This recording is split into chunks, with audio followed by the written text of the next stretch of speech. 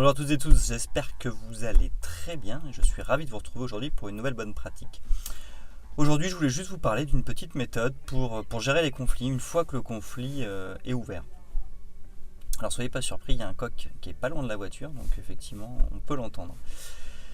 Du coup, une méthode pour gérer les conflits, ça va être de laisser nos équipes gérer ça entre elles. On a par exemple deux interlocuteurs, ils sont en conflit, ils sont en désaccord clair sur un sujet et ça monte un peu dans les tours. L'idée, ça va être d'organiser plusieurs types de rencontres afin d'essayer de trouver effectivement une solution, une sortie, en tous les cas dans la relation, pour que la relation s'améliore. Et puis si besoin aussi pour que la prise de décision puisse être commune.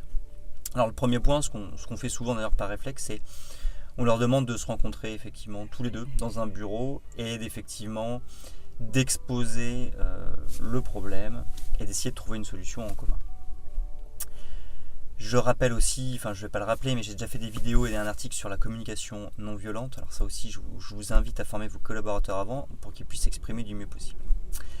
L'idée de cette première réunion où ils se rencontrent, c'est de trouver effectivement un terrain d'entente et surtout de se mettre d'accord sur effectivement la manière de se parler entre eux.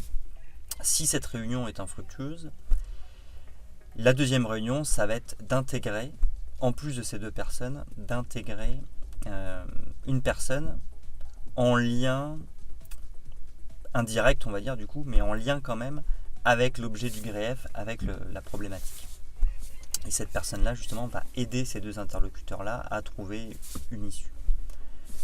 Ensuite, la troisième rencontre, si besoin, ça va être de carrément intégrer un groupe d'individus qui est en lien avec la situation autour de ces deux collaborateurs pour les aider et les accompagner à trouver une solution. Et la quatrième rencontre, ça va être, en plus de ce groupe, de venir intégrer, j'ai envie de dire, l'autorité morale, par exemple le fondateur de l'entreprise ou le responsable des ressources humaines, c'est-à-dire celui qui est garant des valeurs et de l'autorité un peu morale de l'entreprise, pour aider aussi les gens à trouver une issue et à s'entendre.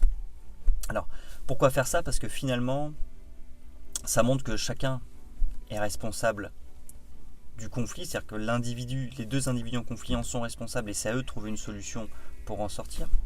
Mais ça montre aussi que les collègues sont aussi, j'ai envie de dire, ont aussi une responsabilité. Qu'ils soient responsables, c'est une chose, mais ils ont au moins une responsabilité dans ce conflit-là, et donc les faire intervenir, c'est pas du tout déconnant, au contraire, ça peut aider à la sortie du conflit. Et l'idée, c'est plus on a de collègues et d'intervenants, plus il peut y avoir d'idées, plus il peut y avoir de communication, en sachant qu'il faut y aller crescendo, c'est-à-dire qu'il faut commencer par simplement les deux individus qui sont en conflit, pour leur laisser l'opportunité de régler les choses entre elles. Mais s'ils n'y arrivent pas, effectivement, on peut rajouter des personnes qui sont concernées. Voilà, j'espère que cette méthode de gestion des conflits, qui est beaucoup utilisée dans les entreprises libérées, peut vous aider, peut vous inspirer pour gérer les conflits qui pourraient exister dans vos entreprises. Et moi, je vous donne rendez-vous très bientôt, c'est-à-dire demain, pour une nouvelle bonne pratique.